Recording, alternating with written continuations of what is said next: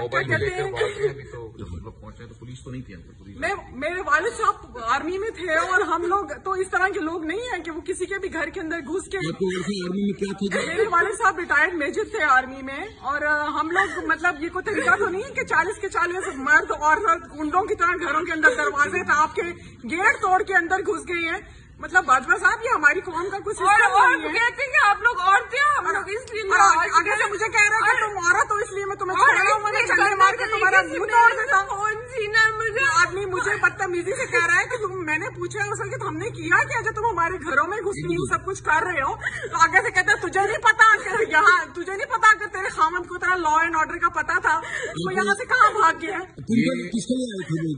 ریحان بن جاوید صاحب کو پکڑنے کے لیے آئے تھے تو انہوں نے آگے ہم پہ بدتمیزی کی ہے, تشدد کی ہے, اتنا مجھے مار کے اتنے برے طریقے سے میری بیٹی کو اتنے برے طریقے سے تھپڑ مارا ہے, اتنے برے طریقے سے فون کیا